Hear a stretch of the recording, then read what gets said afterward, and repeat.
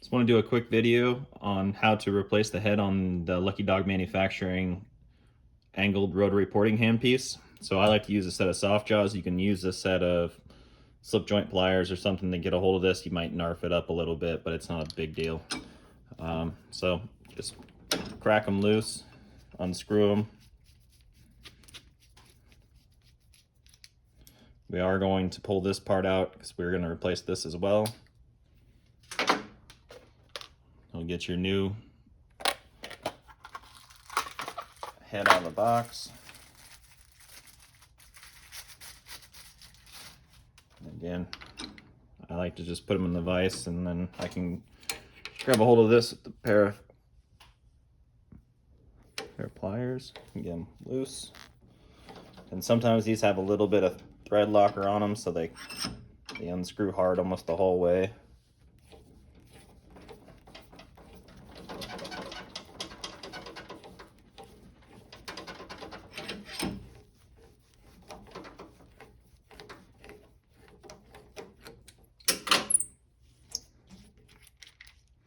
Okay, so it comes with the new one, these, and we'll just pop that in. Make sure it gets lined up with our drive. So you just gotta put something in there so you can rotate it, get it lined up. Now, interesting to note, sometimes these come with a little spring washer inside. Sometimes they don't. I think it's just them taking up the manufacturing tolerances. So if there is a washer in there, leave it. If there isn't one, don't be concerned.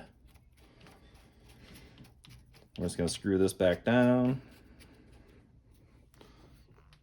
Snug it up good and tight by hand. And then we'll just kind of check the tension on this thing. Like I've said before, that these are a castle nut, and these castles screw into this shaft here. So if this ever does get loose, tightening this nut isn't going to make it any better. You actually have to retighten it on the castle. You can spin them off, put a little Loctite on that, or you can advance it one tooth and try to crank it down a little further, but don't go more than one ever with it, because that will then put too much compression on the inner shaft, and it'll kill the gears. So just give that thing a little snap down, and that's it.